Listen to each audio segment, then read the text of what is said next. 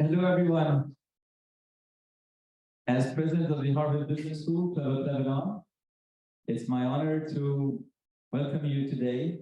Thank you very much. I know it's a very special day for many of you. So thank you for coming here for our very charismatic speaker today, Mr. Gilbert Ghostine. But before we turn the attention to you, I'd like to thank very much the BDD team, and in particular, its founder and soul, Mr. Mohammed Rabah, who was really behind the whole vision and the follow-up for the development of BDD, which is still maybe halfway of where Mohammed is leading us to. So thank you, Mohammed, for making this happen. And Gilbert, if you don't mind, I'll mention you as Gilbert. Of course. Because I did realize when we were inviting, in fact, most of our members and guests, that all of them identify you as your friend. You seem to have best friends everywhere. And I'm mentioning this not to tell you that you're in a friendly environment, but because you have a very friendly character. And it would be interesting at some point to know from you to what extent that friendly character helped you as a business leader. Anyway, let me say a few words about your career. Gilbert graduated from Université de Saint-Joseph with a master's degree in business administration, just a few blocks from here. That's where it all originated. From there, he moved on to a construction company in Africa.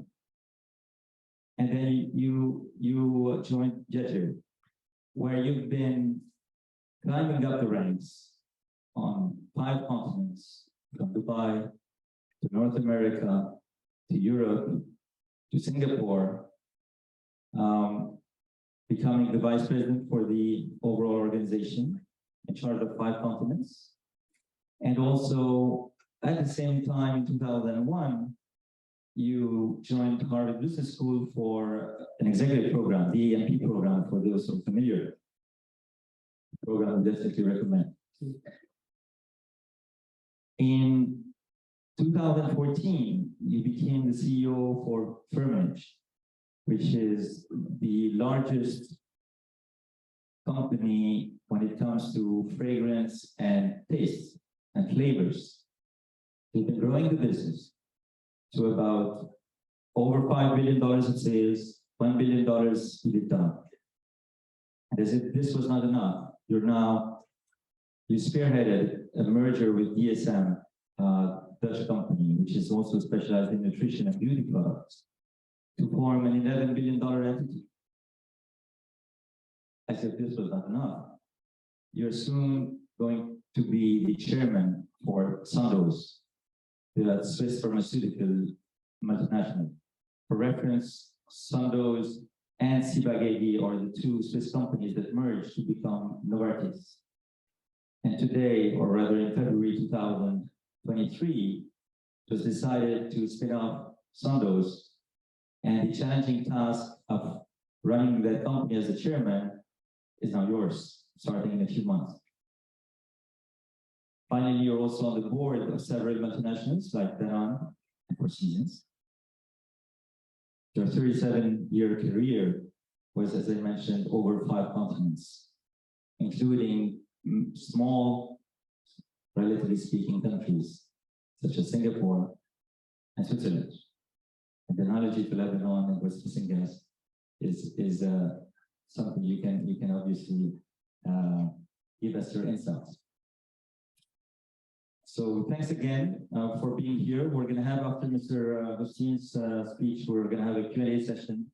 We are joined also online, and Rodrigue, our treasurer, will be gathering some of those questions online. And so, my dear friends, please join me for a round of applause for Mr. Gilbert Ghostine.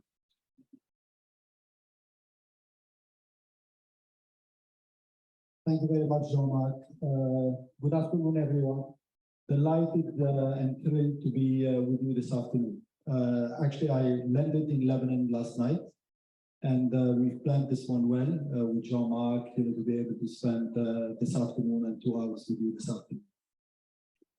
Jean-Marc, you're right. Everything started, a few blocks away. I was born in Gymnasium, back 63 years ago. And you mentioned the number 37. Yes, I've had a career for the last 37 years, and at the same time, I've been married with the same wife for the last 37 years. And together we have 2 kids and we have 4 grandchildren. So yes, my journey started from Lebanon. I'm very emotionally attached to Lebanon. I have so many friends in Lebanon, and I'm really touched that they call me friends, because I really highly value this special relationship, and I keep investing and nurturing these special relationships. Now, what I think I will try to do, I will try maybe to speak for 20 minutes, because I don't like these interactions to be a monologue. I want them to be a dialogue. So if we could try, maybe I will share with you the brief from Jean-Marc was, tell me about your leadership journey, your leadership lessons. I don't like the word lessons because they look like more patronizing.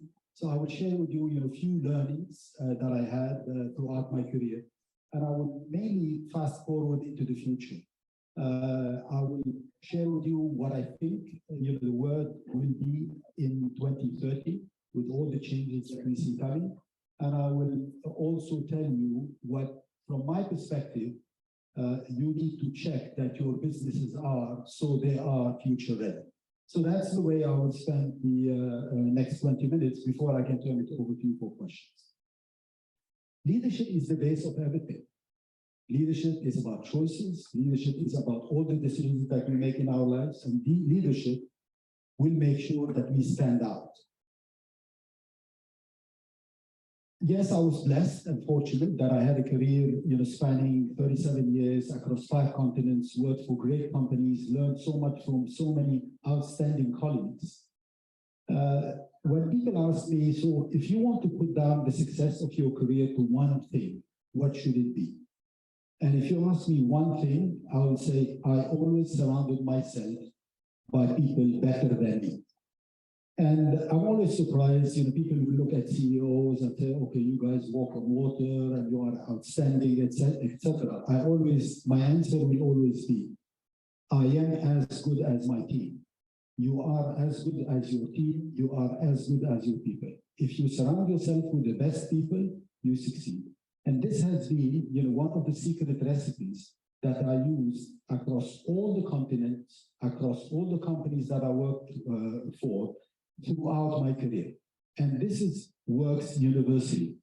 And I'm not the person who has taken people with me from region X to region B, or from company X to company B. If you surround yourself with people better than you, you will succeed. Why? Because you are not needed to be the expert in everything. You just need to make sure that you surround yourself with A+ people.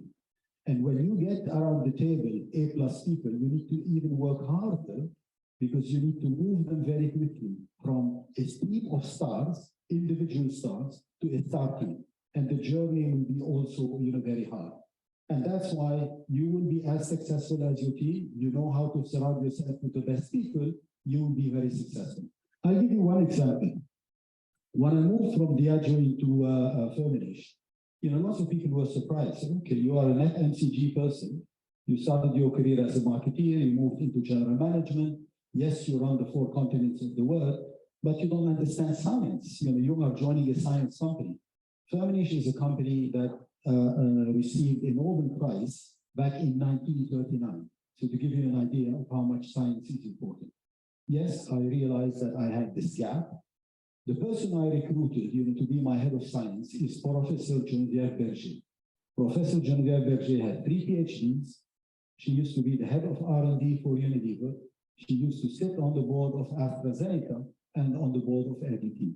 So this is the type of how you pitch it. You surround yourself with people that are smarter than you, more capable than you in the areas of their expertise, and then you work very hard with them to harness their capabilities. So together as a team, you could run faster than any other company in the world, and you could win bigger. So that's one element. The second element that I learned throughout my career is get yourself out of your comfort zone. Challenge orthodoxies. If you stick with comfort zone and you say, I'm comfortable in what I do, I'm comfortable with this line of business, I don't want to expose myself, I don't want to take risks, etc., you end up limiting your potential. And I'll give you an example. When I used to work for Diageo, obviously as a Lebanese, you start in Lebanon, then you move to run the Middle East, then you move to run the Middle East and Africa. And Diageo was happy with my performance, and they kept adding new markets. So I found myself back in 2002 running Middle East and Africa, Eastern Europe and Central Europe, Spain, and at the same time, 4 or 5 countries in Asia. So I was running 70 countries out of Dubai. And then Diageo came to me and said, look, we have an opportunity for you. We want to move you to the US. We used to live with the Rula and the kids in Dubai. And Dubai in 2002 is not what Dubai is today. So slow pace, nice villa, good swimming pool. The kids come from school. Everything is very well organized. They were at the Lycée Français. So very seamlessly well-organized life. And the opportunity came, moved to the US. Where? To Chicago. The weather difference between Chicago and Dubai, there is some difference. And at the same time, I was approached by 2, I will not mention the names, but 2 from the 5 top FMCG companies in the world. Both companies offered me to be the president for their Middle East and Africa business. What do you think I decided to do? Go to the US, get myself out of the comfort zone. Let's go and learn. I learned hugely from the US, from the culture, the exposure, scope of the business, ways of working, etc., that helped me to become an international leader instead of being a regional leader. So get yourself out of your comfort zone, challenge orthodoxy. Don't make sure that you stick with what you know. Always aspire to keep developing yourself, growing, etc., etc. The third thing that I learned that I found interesting, and I was testing the idea with a few of you when we were chit-chatting before we started, is that whatever I started doing when I was a junior marketeer or a junior salesman, I do the same now as a CEO, and I will be doing the same as a chairman, but the time allocation is different. So let me give you an example. So let's say, I work for any company for Diageo in Lebanon, and I am the salesman who handles spinach and charcuterie. What do I need to do? I do 3 things. The first one is, as a salesman, I have performance. They give me targets that I need to hit. The second one is the relationships with the buyers, to make sure that they have a good relationship, etc. The third thing is strategically, which parts of the portfolio I need to favor, the parts that are most profitable, that have higher margins, so I can have a better mix, so I can have a better profitability. But how does the salesman allocate their time? 80% of their time on performance management, 10% of their time on relationship building, 10% of their time on what we call strategic reframing. Fast forward 37 years, you're the global CEO, you run a global company, or every one of you running your company.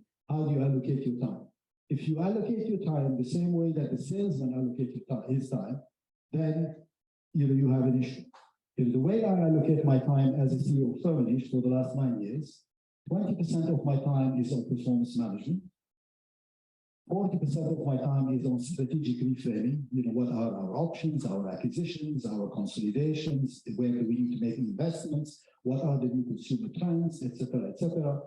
How do we want to lead our industry in naturals? How do we want to lead our industry in digitalization? How do we shift the center of gravity for our business from chemistry to life science, etc., etc. And 40% of my time on organization building, making sure that we have the right talent, making sure that the right talent are hugely inspired by the journey, and at the same time, we have a culture that empowers people. So this is my third learning. The same things that you do, the 3 things, you do them when you are a junior starting your career, You do them also when you are a CEO and a chairman, but your time allocation is different. So that's mainly what I learned. This is the past. Now, fast forward into the future. We live in a world that is evolving very fast. So nothing is static, everything is moving around us. And what we are going through is quite unusual. Why? Because for the first time in the history of mankind, we have a convergence of three major crises. A pandemic, which is the healthcare crisis, combined with the geopolitical crisis, and combined with the economic crisis. And they are interrelated because the pandemic has started the complexity around supply chain, around shortages, etc. Inflation started creeping up, shortages of materials. So the three of them are interrelated. And they are spun into a digital war, a trade war, and a real war. So this is the environment in which we're operating. Now, if I think about 2030, the world in 2030 will be completely different from the world today. And the common word across that you will see across all the things that I will mention is more, plus, actor. So the world in 2030 will be older, so more age population. You will have in 2030 1 of 6 people in the world that will be over 60. Compared to 1 on 8 people today. So older population, greener world, so more green, 100 trillion US dollars will be invested behind decarbonization, carbon neutral environment. The world will be more regional, so 70% of the trade in 2030 will be regional trade. 50% of the consumption will be local. People will be looking for more craft, more bespoke brands, more local brands, and they will look at it from different angles, environmental angle, local angle, cultural, etc. The world will be more regulated, so it affects more regulation. The companies that work for regulated industry, they know the way the world works. But think about all the countries in OECD, very quickly aligned behind 15% minimum corporate rates. And you will have more regulation on health, you will have more regulation on digitalization, you will have more regulation on technology, and this will be coming. The world will be more digital, so 70% of the world will be covered by 5G by 2030. Think about quantum computing, think about Web3, think about ChatGPT, all of this. So the world in 2030 will be a world of more regional, more local, more green, older, and at the same time more regulated. So the question that I always ask myself, and I ask my people and the people that I interact with, are you future ready? Is your business future ready? So I think if you want to be obsessed with one thing, are you future ready? Is your business future ready? How are you making sure that your business is ready to face, what we will be facing in 7 years' time? 2030 is not 2050, and 2070 is, will be hitting us, very, very fast. And my advice for people who will say, okay, what do we need to do? Maybe we could focus on 5 key things before turning it over to you for Q&A. The first one, please make sure you are surrounded by the best talent. The third thing is talent. There is a war for talent out there. If you have the best talent, you will win bigger, you will run faster, and you will definitely beat the competition. So the first one is make sure that you are able to retain, attract, inspire, motivate the best talent. And trust me, in today's world, I have kids and I see the young generation joining our companies. You need to make 2 times, 3 times, 5 times more effort to inspire them and to engage them emotionally with your job. So that's the first one. The second one, make sure that the operating model you have is agile and flexible. Why? Because we win in a world with a big V, and the big V is volatility. So you need to adapt your business model in a very quick way. So therefore, make sure that you have a business model that is flexible and that is agile, but at the same time resilient. So you could turn the big V of volatility in a big W of winning. That is the second element. The third one, do you have in your company an innovation culture?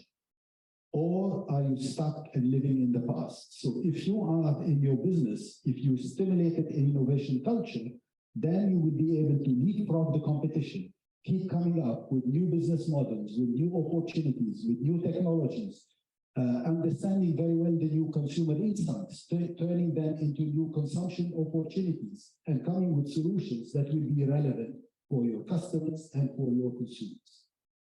The fourth one, have you embraced the world of digitalization? Are you leveraging the database you have? I'm sure all of you, will have companies that are 40 years, 50 years, 100 years old. You have so much data. Have you harnessed the data and have you adapted your model, leveraging the digitalization platform, the artificial intelligence, the machine learning that exists? So this gives you a significant competitive edge. And the last one, make sure that your company has a great purpose that can inspire others, and you as a company, you play a significantly important role in society, from leading on the social standards, on the environmental standards, in terms of transparency, in terms of establishing trust, and then make sure that you rally everyone in the organization behind this purpose, where you will make a social and environmental impact in society, and at the same time, you create shareholder value. That's mainly what I wanted to share with you. So I try to make it as quick as I can, in a more as structured as I can. But I thank you for listening to me, and I will turn it over now to you for questions. Thank you.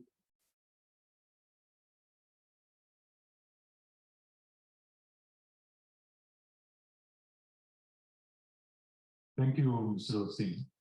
With all these changes that you've done and all the moving around, any regrets? Yes, I have one regret. The only regret I have is that we have 2 kids and not 4 kids, but we are blessed we have 4 grandchildren.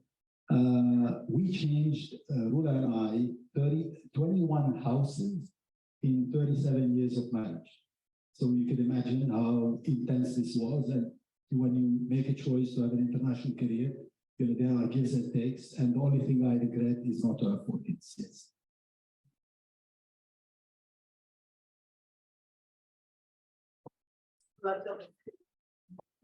It's a good question. You could ask them. Do you feel the same?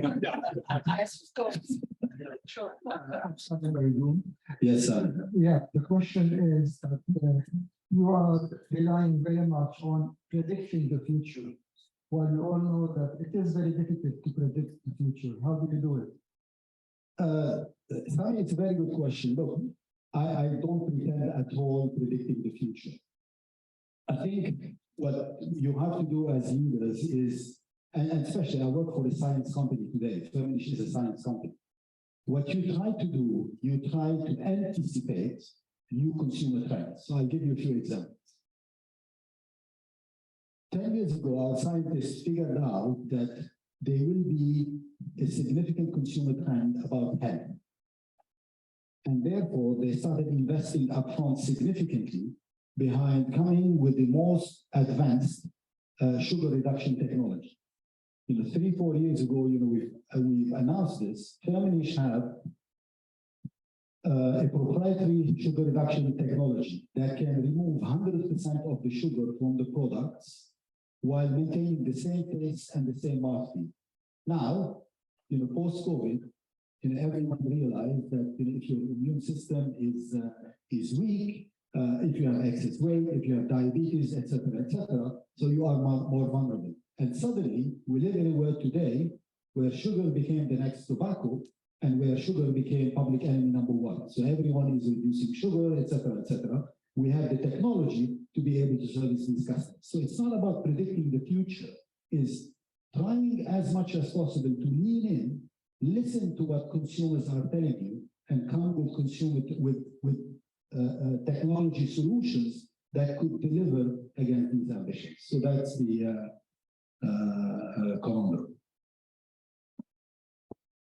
So, I can hear you. well, maybe that's a bit better. Raja Abdallah, thank you for being here. I lived long enough in Switzerland to witness the rapid rise of Firmenich and the affection the common Swiss have for the company. So certainly very honored to have you among us. My question, when you say surrounding yourself by talent and multinationals, when the talent goes up, ego goes up as well, especially in Middle Eastern organizations. How do you manage, in addition to talent, an ego problem with people reporting to you? Yeah, look, Raja, it's a great question. First, let me tell you something. Let me give you my philosophy about CEO. You know, people look at CEOs, or these people are amazing, etc. So I started by telling you, you're as good as your team. Second, the thing that is very interesting is people don't understand, what is a CEO, what is a chairman. And a CEO is the most senior employee. That's the way I look at my role. But I have more responsibility. So every morning when I'm shaving and washing my face, I look at myself and sit in the mirror and say, remember, we have 11,000 salaries to pay every 27th of the month. So you put, it's responsibility. It's not about ego. It's not about status. And you are the most senior employee in the company. And the beauty of corporations in the world is that you have checks and balances. And that's why, when I see, for example, in companies that don't have good governance, I always say, look, you need to make more effort. And the beauty of governance, you have a CEO that runs the company. The CEO gets authority from the board, and this is how the checks and balances work. The board delegates authority to the CEO. The board can fire the CEO if the CEO and management are not doing a good job. And the checks and balances for the board is the AGM, l'Assemblée Générale. So the Assemblée Générale, the AGM, can decide to fire the board because they vote the board every year. So I think with these checks and balances, you could feel comfortable that it's not about ego, it's not about you, it's about your impact on society. And the tone comes from the top. So if you create this tone, that it's not about you, it's about the company, it's about the 11,000 colleagues. And we came with a model that is fascinating during my time at Firmenich, that is the inclusive capitalism business model. And we have summarized it with a letter, with a word of 4 letters, care. And we said, we as a company care about all our stakeholders, obviously starting with our customers, because we are a B2B company, then to our colleagues, because these are the bread and butter of this company, to the creativity. We invest 450 million every year behind R&D. This is a science-driven company.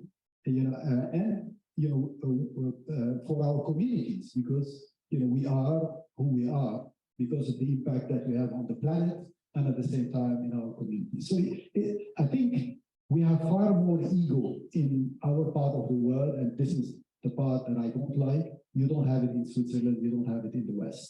You are a normal human being like everyone else, but you have more accountability because you have the accountability of the people who rely on you, who look up to you, and at the same time the responsibility to society to be the best corporate citizen. Thank you, Raja. Maybe I can ask a question here. Yes. Yeah. I come from the same industry, and we take pride in having you leading one of the world's biggest organizations. My question is about healthcare. So besides the 3 problems that you've mentioned, the economy, the geopolitical situation, and the COVID crisis, in Lebanon, we have a major exodus of talent in healthcare specifically, from the industry and hospitals and nurses. So my first follow-up question, what would be your advice to give to companies who are still resilient and want to stay in the country, and how we can get back this talent pool and attract them back to the country? Yeah. Lama, it's a great question. Look, the problem of talent in healthcare is universal. It's not only Lebanon, it's universal, and it's driven by aging population. So when you look at aging population, 1 out of 6 being over 60, and people are living longer. If you look at life expectation now, it is somewhere between 85 and 88 or 89. So people are living longer. They are retiring sometime earlier, so they need more healthcare support. Now, the problem of healthcare is universal. So even when you look at the data in the world, you have a shortage of, I think I got my number right, like 12 million people in healthcare. And that's why, people are trying, to attract these capabilities. And it's not only nurses and doctors, it's, psychologists, it's a physiotherapist, etc., osteopaths. So everything that touches healthcare. The only way to, retain them is you need to make them feel emotionally engaged with your journey, pay them properly, and look after them. So if you create this environment, people will stay. If they struggle, to get their food on the table every day, they will look for opportunities elsewhere. Did I get it right, Richie? As he has the hospital, so he should know. What do you mean by science-driven company? You repeat that phrase all the time. Are they what drives your products, or is it the market? For the people who are joining us online, just to make sure you understand the question. The question was, what do you mean by your company is science-driven? We need to go back to what Firmenich does. Firmenich is a fragrance and taste company. By being a fragrance and taste company, what do we do? Do we have a brand that we sell that is called Firmenich? No. What we sell, the molecules we create, and the products that we put together are consumed by 4.5 billion consumers every day around the world. So if you have any parfum or cologne, they will have the Firmenich molecules and the Firmenich ingredients. If you have your shampoo, your detergent, your soap, your floor cleaners, etc., everything that smells is produced in specialized companies in the industry. Firmenich is one of them. Also, when we move about taste, taste, be it in beverages, in savory, in sweet goods, or in umami, is also produced by specialized companies. Even though you will buy a brand from a specific company, they buy their taste components from us. And I encourage you to have a look at our website this evening. If you have a few minutes, you will find it quite insightful. Yes. Yes, experience. Looking at the trend of 2030 as you were explaining in terms of regulation, digitalization, and the whole world where it's going, don't you think there's a big divide between where the world will be in 2030 and where the third world countries are?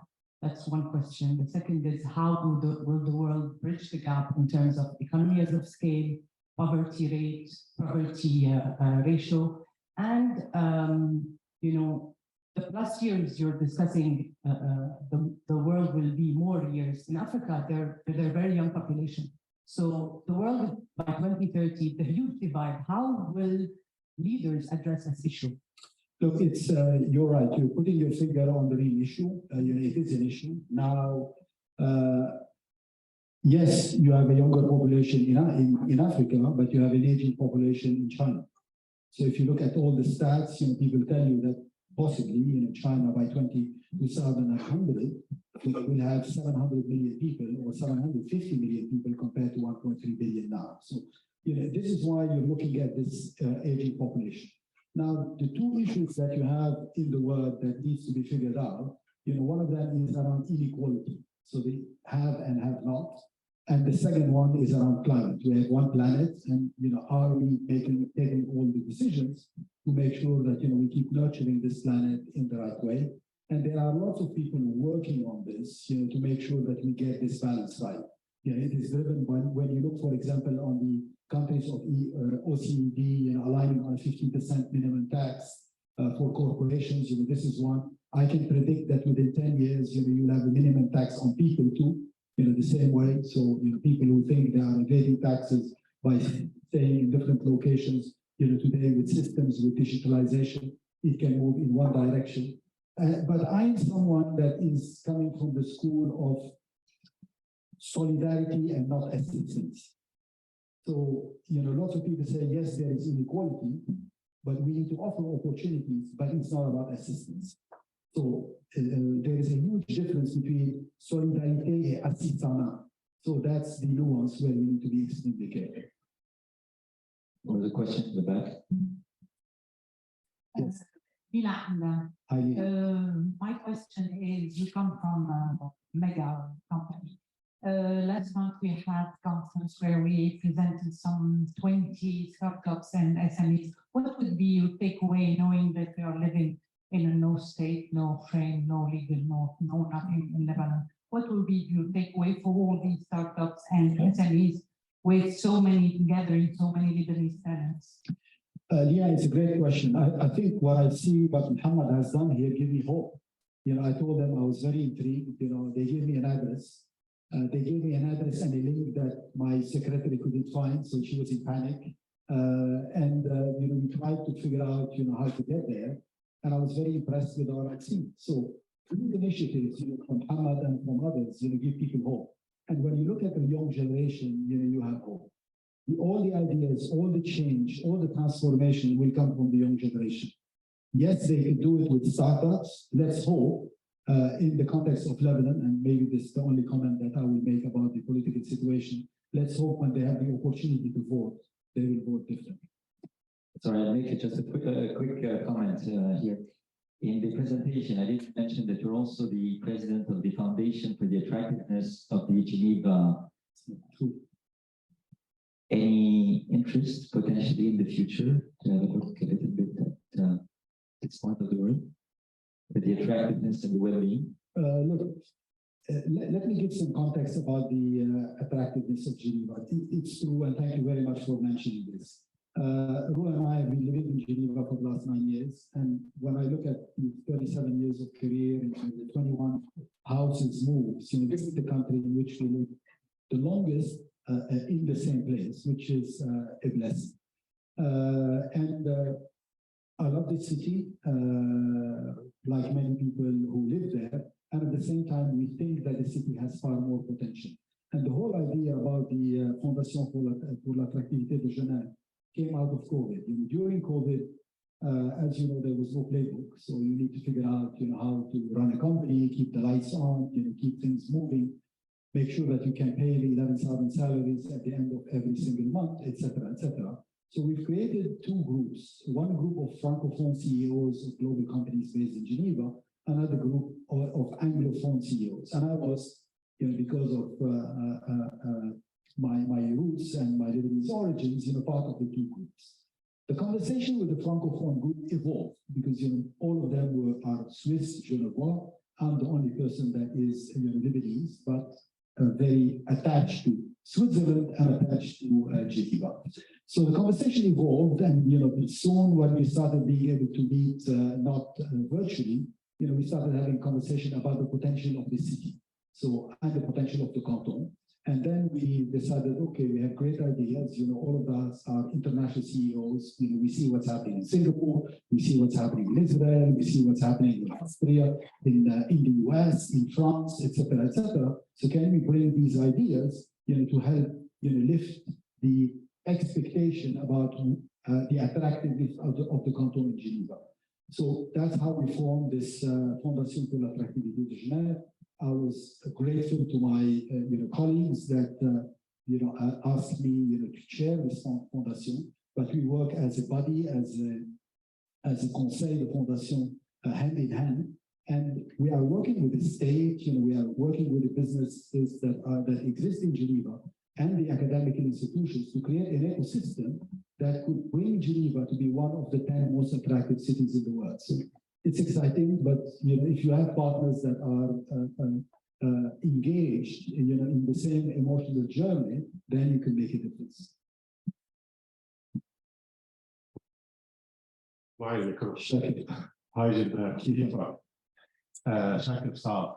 So I wanted to ask you about the concept of family business. So you work for a family business, and Sandoz is also a family business. We have a lot to learn from European family business. First, you're a non-family CEO. I think this is something that's very important. Another thing is that you have a chairman and a CEO. In Lebanon, most companies have the same person. The same person is the chairman and the CEO. They just changed the law recently. So what advice could you give us? And I think if we want sustainability, many companies here are the second generation or the third generation, whereas in Europe you have companies that are at the seventh, eighth generation and they are still there. So your advice on that? Look, Shakir, it's a good question. It depends about the maturity of the owners. I know how some of the companies work in Lebanon, and I think they will know if this is what they expect or they expect it to be different. I think the beauty of Firmenich is that the Firmenich family was very mature about its governance. So this is a company that is 128 years old today, fifth generation of shareholders. We have over 40 shareholders. And 40 years ago, they figured out that they need to have a governance where all the branches or all the shareholders feel comfortable.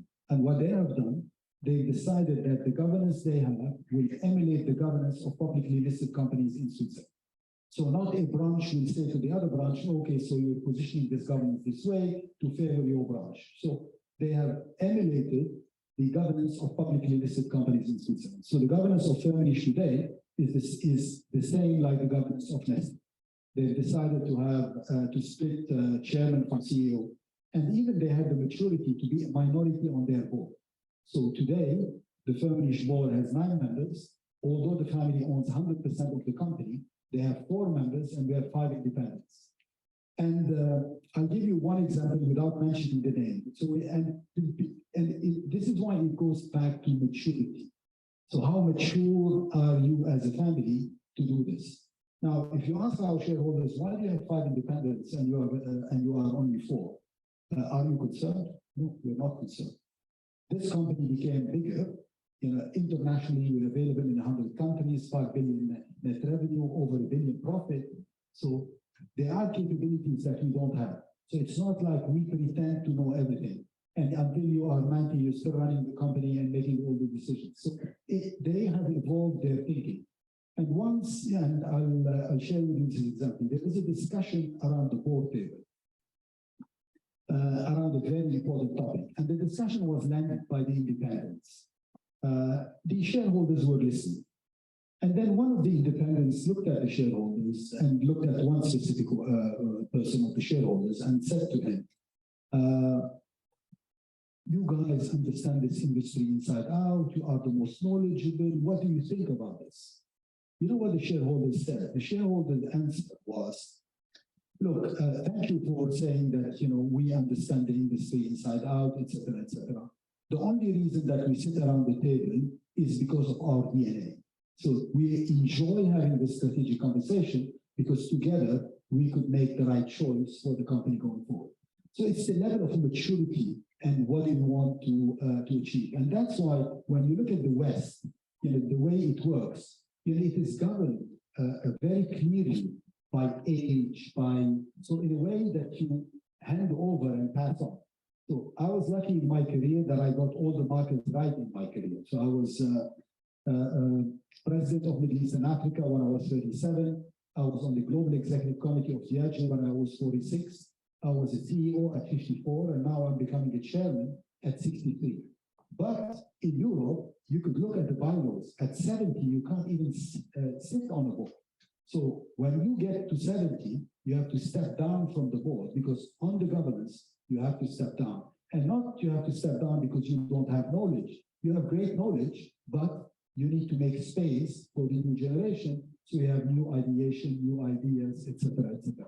So it's the level of maturity you have. And I advocate always to split chairman from CEO, to have good governance, to have good board, to let management run it. If they fail, you could make decisions, but the governance needs to be very clearly defined so people are empowered and at the same time held accountable. Thank you, Shakir.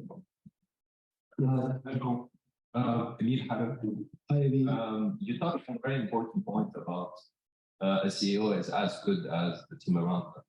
Any advice on how to recruit leaders in terms of what is exactly the things that we should look on? Is it previous professional experience that is representative of somebody being a good leader, especially in entrepreneurship, technology, where, you know, things like empathy, like emotional intelligence are becoming more and more important. So any guidance about Yeah. how to recruit the best leader? Emil, it's a great question. Let me tell you, for example, when I interview people, and I don't interview people to the lower end in the organization, mainly senior people that I want either on my exec or that report on one of my exec. Definitely, I don't look at performance because when people get in front of me, they have been checked 10 times that they know how to drive performance. I look at team fit, and at the same time, I look at are they hungry? Are these people that really want to work hard and they want to succeed? So that's one element. The second one, team fit. So would they fit with the team? And the area that I probe, and that will be a no-go for me, is ego. If I see someone who is all about themselves, all about, we are the smartest, the better, the best, we want to dominate conversations, these are the people that you don't want. And obviously, if you have people that are unethical. So if they are unethical, you don't need them in your organization. Thank you, Emil. Hi, Gilbert. Ziad Bejiri. Thanks for giving back at first. I have a different type of question. What's your favorite book and why, if you don't mind? It's a good question. It's a very good question. Look, I don't have a favorite. So my favorite book is the Bible, but I am always open to read new books. Actually, I was having a conversation with my wife last night, and I said to her, look, we have lots of books, and I keep receiving lots of books. And she asked me, how do you find time to read them? And look, I think it's all about mindset. If you have this intellectual curiosity to keep learning. And look, I think this was your first question. What is it? What was it? Why? Look, mainly I read in topics where I need to learn and where there are new things. So there is a new book that I started reading 2 days ago, Calm Deliberately. So, how, because, my wife always tells me, I'm surprised you're always calm, you're always cool, although I know how many topics you'll be managing.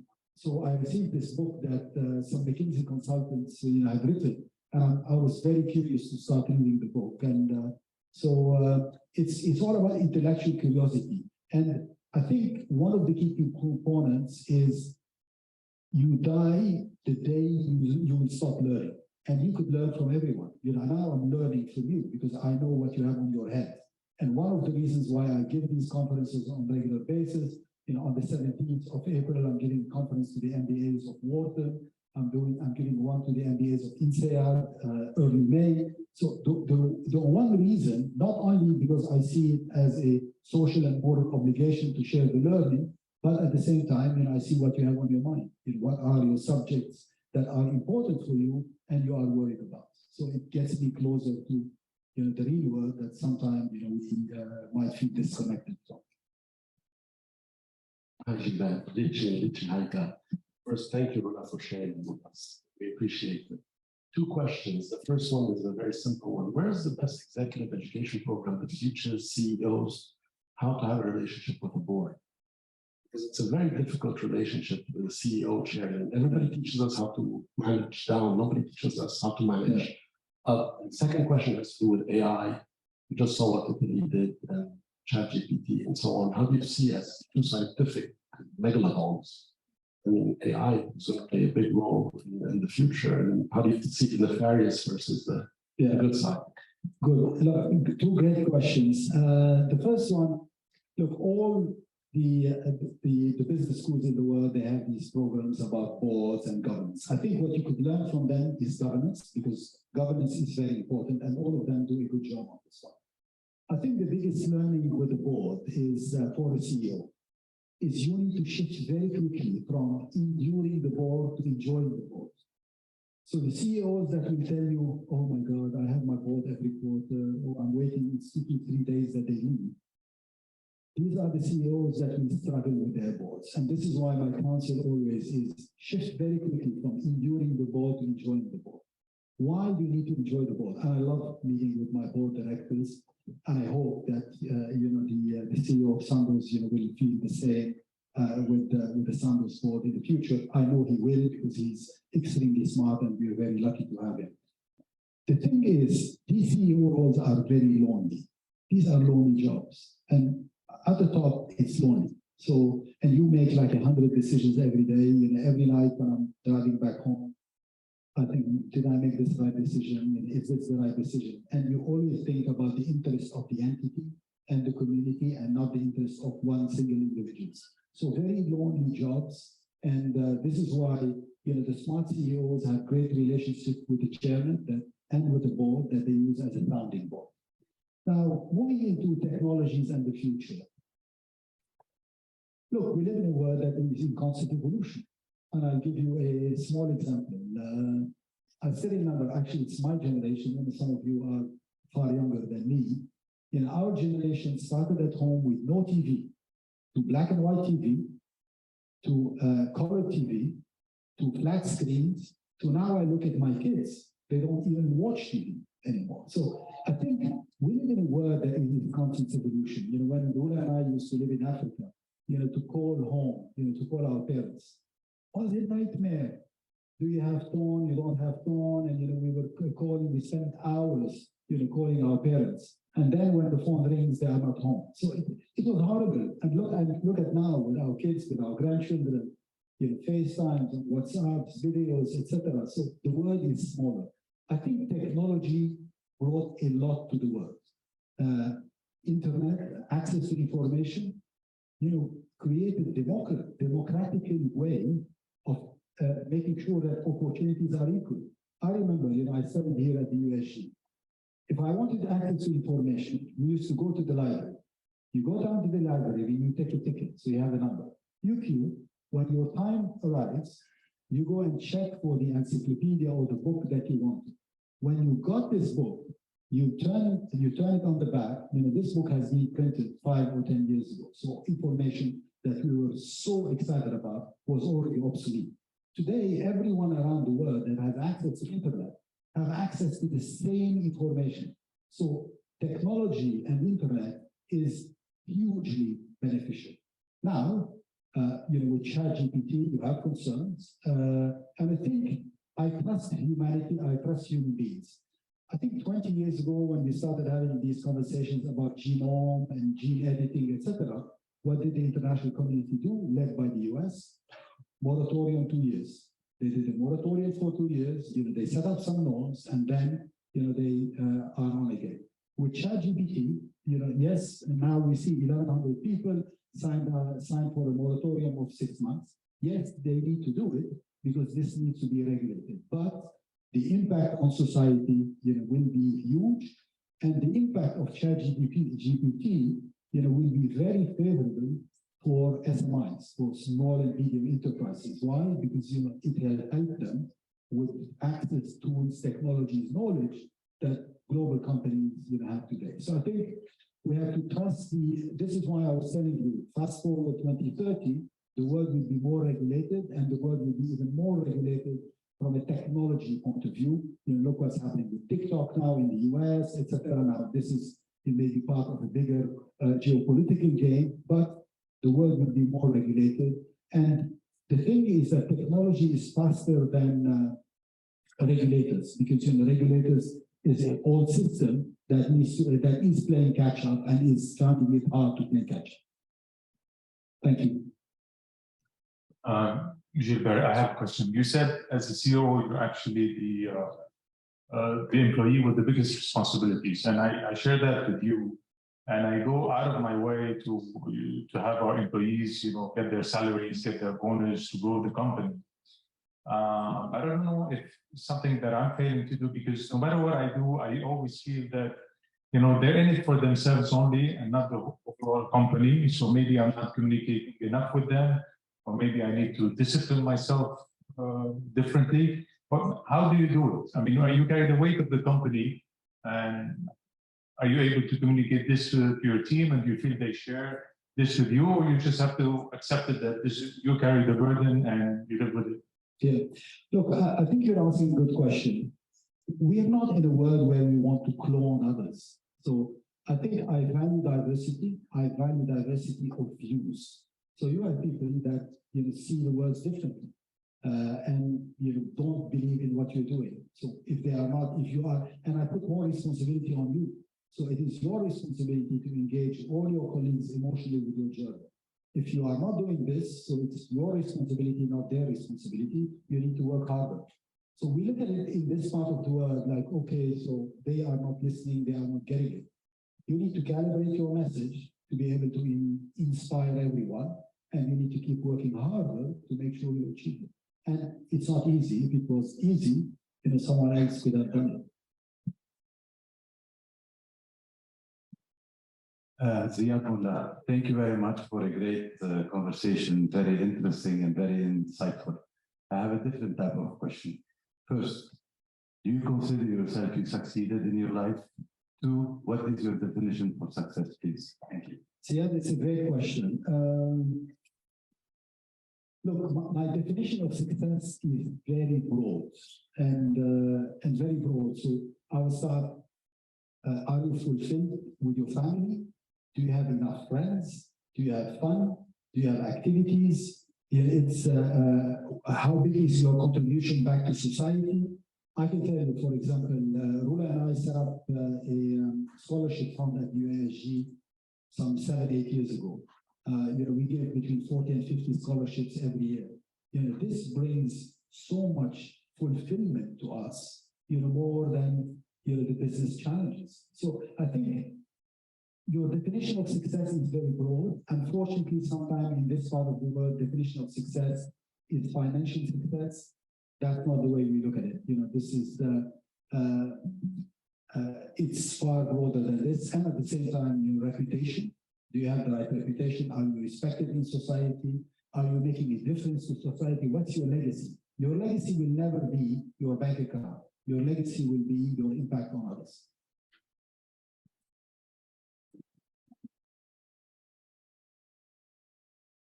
Gilbert, it's good to see you. Thank you, Nadeem. Following Riyad's question, and this is a tricky question, so think well before you answer.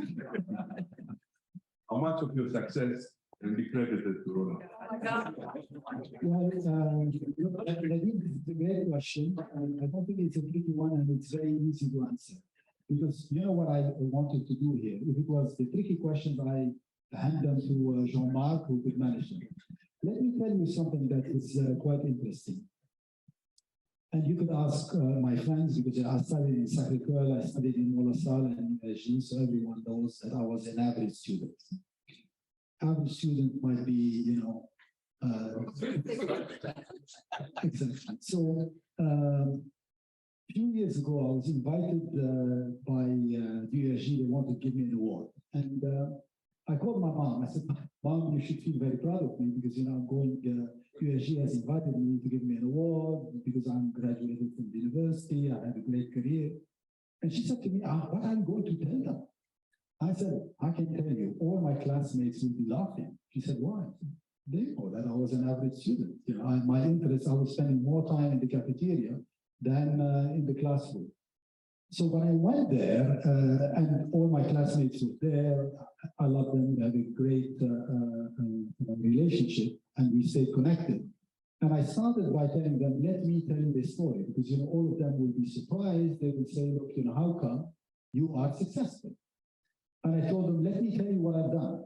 All of you, did 5 years of academic studies, licence en gestion, maîtrise en gestion. But I have been taking 37 years of private classes at home. Because what they want to know is that my wife has a PhD in economics, and she was a professor at UASG and advised me. So I've been taking private courses at home, and that's how I built this muscle. So no, the credit goes to her.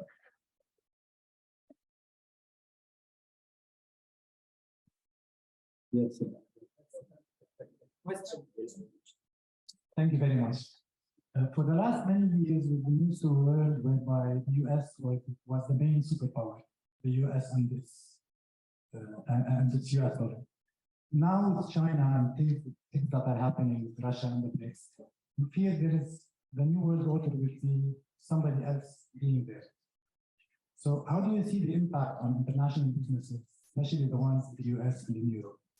Yeah, so it's a great question. I think if you speak with any company in the world, all the big companies and even the small companies, will tell you, my number one market in the world is in the US. My second biggest market in the world is China.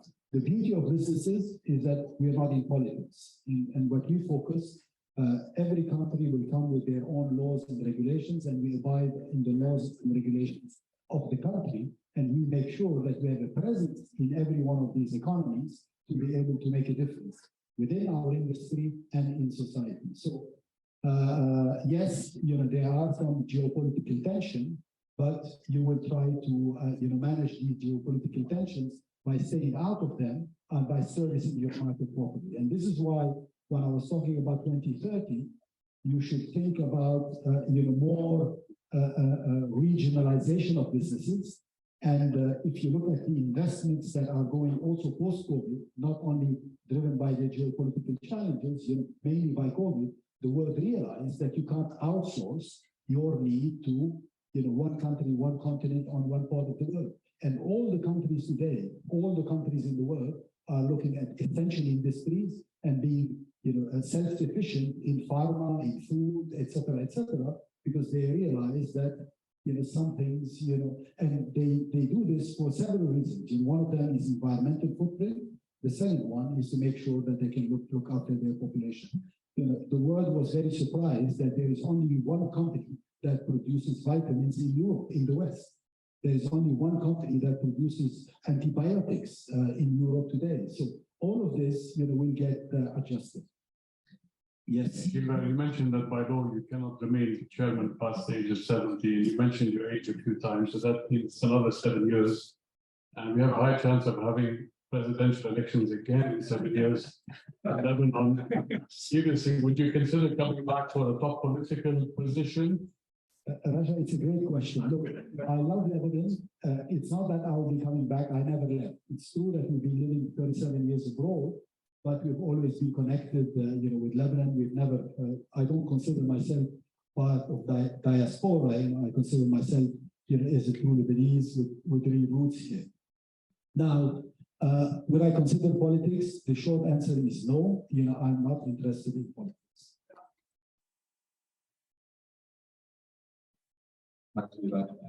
Question. What were the insecurities that you had to overcome in your journey? And especially today where the world is moving a lot faster and expectations are a lot bigger, where you have to move faster, you have to move bigger. So how is it that you find that balance? And if you have to mentor, let's say, the younger generation and the younger CEOs, or even young people who have a drive, what would you suggest? What would you recommend for them? Look, it's a great question because you're right. I challenged myself a lot to get where I am today. And what I recommend is it's all about your mindset. It's in your mind. And I'll give you an example. I studied in French at the USG. We didn't get our courses in English. I've had all my career for the last 37 years in English.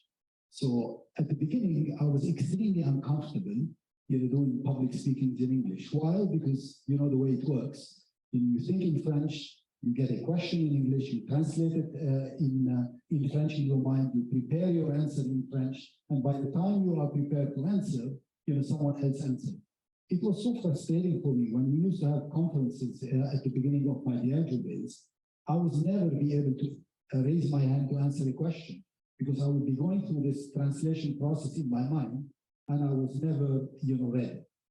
And it started becoming even harder on me when I started doing public speaking, because you go and speak at universities, in conferences, when I started leading big groups. And also I was going through the same process of thinking in French and translating to what I said in English. And at the beginning, I used to come with a paper and always look at my note and my paper.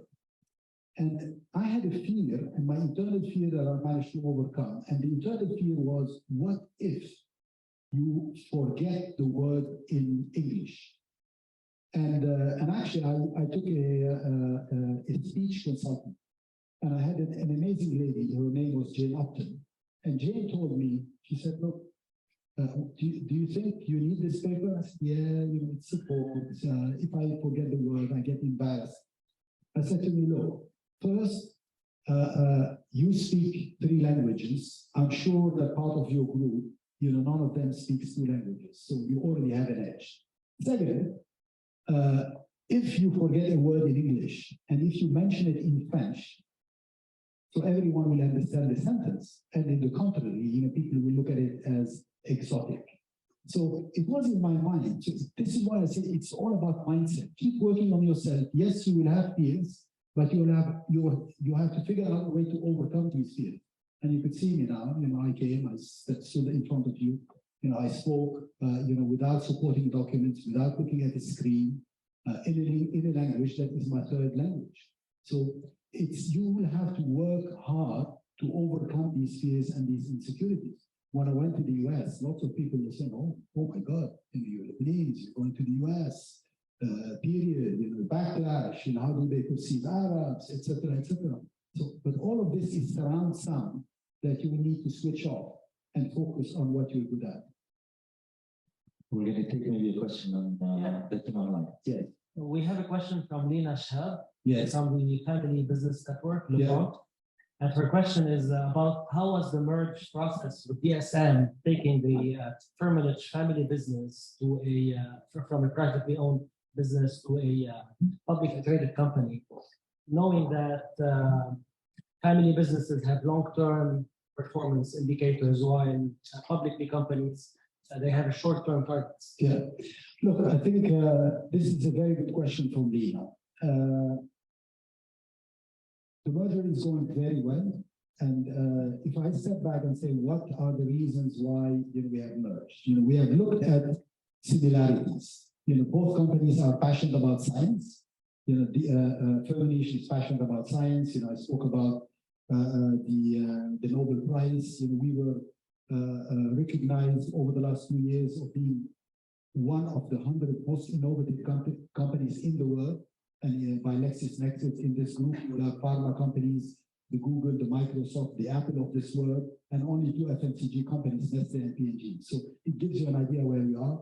DSM is in the same place, and both of us are obsessed about ESG. We are number 1 on all the ESG standards. They come straight after us. So culturally, we are very similar. Now, I think there is something that is that will confuse people around family-owned companies. They are family-owned companies. They are family-controlled companies. The family-controlled companies are all the companies in the world where a family has more than 20%. And DSM Firmenich will be a company where the Firmenich family, all the members of the Firmenich family will have 34.5%. So the family spirit will always be there.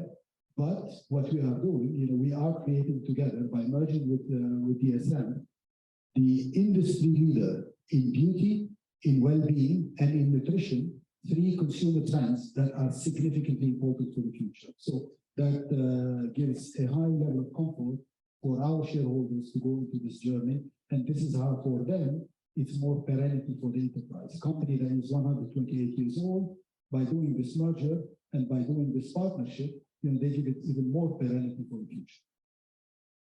Thank you, Lina.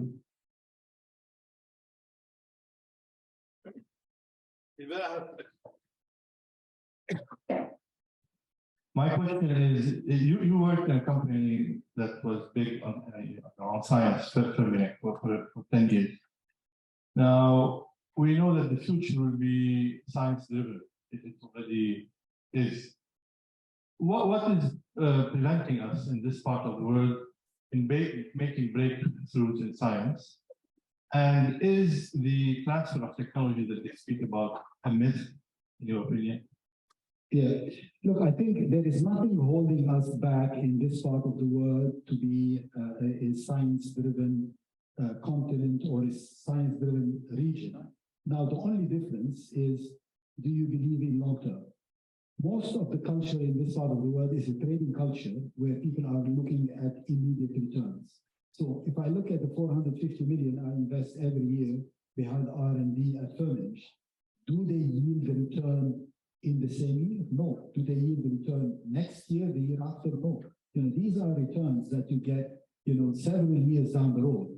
But it's a culture where you need to invest for the future, and this is what you have, with science. How do we change this culture? How do we make this change? I think you could change this culture by creating incentives. What you have, for example, in the US, what you have in Europe, you have incentives for companies around tax breaks to invest behind science. It's a policy issue. I think it's a combination of policy and mindset, because if you put it on the back of the regulators, then we have discharges. Also, we need to prepare to go down this road. Are we recruiting the right scientists? Are we attracting them? Are we giving them the right equipment? Are we motivating them to work for us? And I can tell you, for example, in Geneva, we have 450 scientists, 250 of them have a PhD in science. The new group, DSM Publish, will have 2,000 people working in R&D. So to attract the talent from all over the world, these scientists look at different metrics to make sure that they come and work for you. It's not only you say, okay, there are incentives for companies to attract these best scientists. And scientists, they fall in love with science. They want breakthroughs. They want to work on these breakthrough platform molecules, change the world. Are you offering them this level of ambition and this level of technology to be able to get there? So I think there is a huge element around culture, not only about policy. We'll take maybe the last two questions. Yes. You mentioned you have 2 children, boys, girls? A boy and a girl and 4 grandchildren, 2 boys, 2 girls. In your career path, what was your contribution and support to women reaching executive positions? And what is your advice to your daughter to succeed in a male-dominant world? It's a great question. Look, I think on my gender contribution, the numbers speak to themselves. During my Diageo days, I used to sponsor diversity at Diageo. If you go back and Google, you will find it somewhere around early 2010, where we led, when I was the president of Asia Pacific Plan W, which was women empowerment in Asia, that became a global women empowerment program for Diageo globally. And I feel very proud that the program is still running today. If you look at Firmenich, I joined Firmenich almost 9 years ago as the first non-family CEO. We used to have at Firmenich 1 lady on the exec. We have been for the last 4 years 50-50 on the exec, male, female, 7 different nationalities. And at the same time, if I look at the leadership group at Firmenich, we have 42% of our leaders are female. And it's not driven by gender, it's driven by meritocracy. And I'll tell you how we have done this. That's one. Sorry, let me also make another element. Since 2018, Firmenich has been one of the 7 companies in the world that receive equal gender certification globally. What does it mean? It means that female and male with the same qualification in the same position are paid the same way. And and you look at the stats, everyone will tell you there is a gap somewhere between 10 and 30% between women and men. Since 2018, all our 11,000 colleagues at Firmenich know that we treat men and women equally in terms of remuneration and at the same time in terms of career aspiration and career potential. Let me just move you to how we've done this, because it was driven by meritocracy, not by gender. Because if you say it's driven by gender, it's demeaning for the gender, be it male or female. The first exact change that I wanted to do, and I will not mention the position, obviously you brief the search companies that this is the role profile, we're looking for this type of profile. They go and they do their homework, they come back to you, they call it in the search jargon long list. And the long list could be 50 names. And from the long list, you could go down to a short list, and the short list you start interviewing. The long list, I still remember, was like maybe, I don't remember the number, but was disproportionately men. And I said, okay, go back to the drawing board. They said, why? You don't want to discuss them? I said, no. I said, when you come back with a long list that is 50-50, then we will start discussing. Yes, but it's unfair. I said, look, this is what if you don't deliver against this brief, we will appoint someone else. They went back to the drawing board. They came back with a long list that was 50-50. Then we did the triage. We got to a short list that is also 50-50. What we have done then, the recruiting panel, most of the time, you get as a male or a female or someone that is coming from a different ethnicity to an interview where the people that are interviewing you are very different. Not different in gender, but different in ethnicity, etc., etc. So you feel that your message is not cutting through. So what I've done, we have a recruiting panel of 50-50, male, female. So the female that are being interviewed are feeling fair, and the male that are being interviewed are feeling fair. Otherwise, you might look at metrics that are gender-related metrics and not necessarily role capability metrics. And by doing this process where we had a fair, we started with a 50-50 list, then moved to a 50-50 panel, we ended up with a 50-50 exam. So I think it's not only the intention, but it's also the process that you design that needs to be fair. So the outcome is driven by meritocracy. And I tell you, when I started running my termination and my exec, the dynamics was very different when you had one female on the board, on the exec, from now having 50-50. Over the last 4 years, having 50-50. The dynamics, the discussion, the contribution, the inclusiveness, the rigor is completely different. So it's a process also. Gilbert, this being said, sorry, that's our last question for Rula. Can you give us private lesson?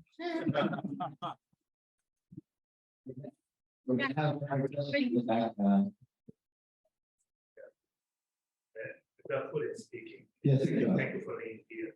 So I just want to get your take about the blockchain technology and its different applications in the healthcare industry.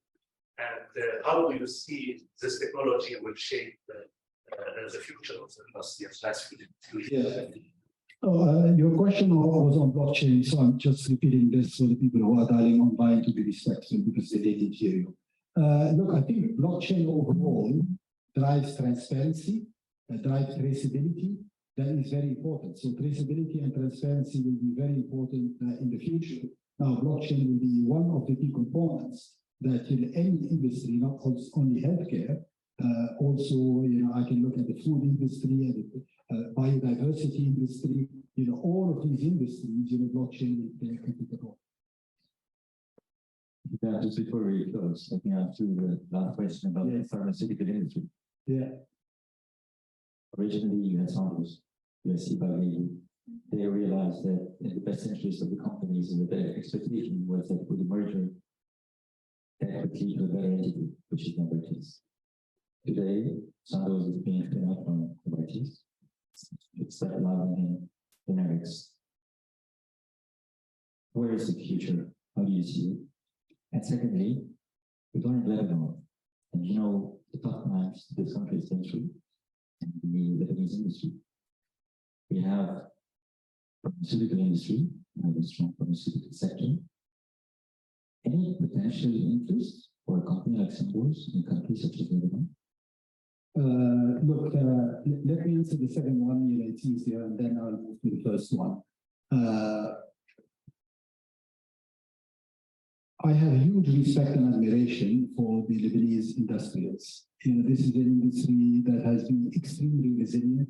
They were here during the tough times and the good times. And this is these guys can only expand if the situation will allow them. Now, with Sandoz, we'll be interested. This is what the management of Sandoz will have to look at in the future. And this will be a commercial decision, not a board decision. Second, the future of Sandoz. Sandoz is an amazing franchise.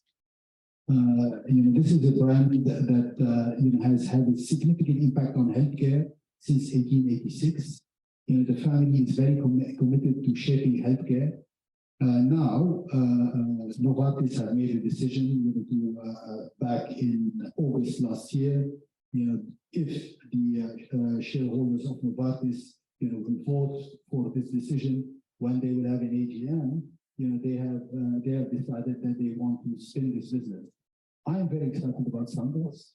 I'm very excited, and the reason I was very excited to consider or to be considered for this role is mainly because of the role of shaping healthcare and the role of Sandoz in getting access and at the same time providing affordable medicine to underserved population.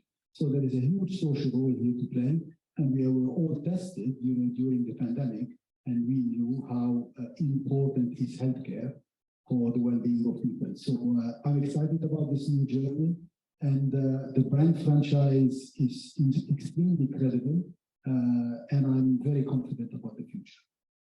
We're also very confident about your own future. We wish you the best. Thank you so much for being here today. Thank you. Thank you very much. Especially on a day when time is really limited. Anyway, we're going to be able to continue the discussion for those of you who want to approach Mr. Ghostine maybe for a little bit. Gilbert. Gilbert, there are some refreshments in the back for those of you who are not fasting. And for those of you of the Christian community who would like to visit several churches, I can only recommend that you start right here at the cathedral that was renovated thanks to Hamad Rabah. It's